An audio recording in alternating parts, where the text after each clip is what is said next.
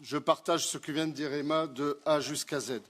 Je la remercie sincèrement pour avoir cherché sans relâche le vote de compromis jusqu'à la dernière minute. Merci Emma.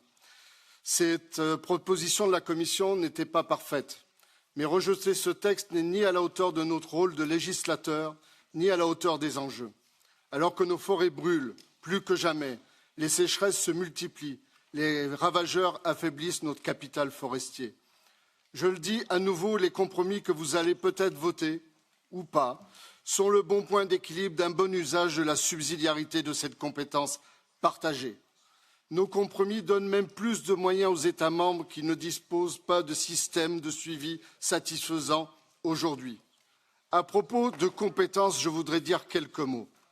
Elle n'a pas grand-chose à voir avec le Green Deal et elle est en la matière relativement ancienne. Par exemple, dès 1986, l'Europe s'est dotée de 2 règlements pour la préservation des forêts, contre les incendies et contre la pollution atmosphérique. Il était déjà dans ces règlements question de surveillance. Au passage, la Cour de justice, dans son arrêt 164/97, précise la base juridique de ces règlements que sont l'article, à l'époque, 130 S, qui porte sur la compétence en matière de politique environnementale de l'Union. Vous l'aurez compris, il y a compétence en matière forestière et celle-ci est partagée. Dura lex, sed lex, comme disaient les latins. J'espère encore que nous pourrons trouver une majorité sur nos compromis. Mais pour autant, j'ai bien compris le sort que certains souhaiteraient donner à ce texte. De quoi ont-ils peur? Qu'ont-ils à cacher? Croient-ils vraiment qu'ils vont empêcher les satellites de tourner dans le ciel et de collecter des données? En tout cas, Meta, Google, eux, ne le feront pas et continueront à collecter des données.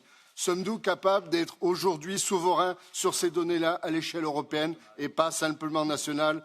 J'en doute, vu les commentaires sur un certain nombre d'amendements. Non, tout cela est absurde.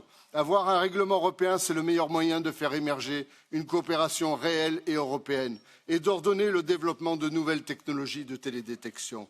En tant que co-rapporteur, ma responsabilité a été de chercher avec Emma la voie du compromis.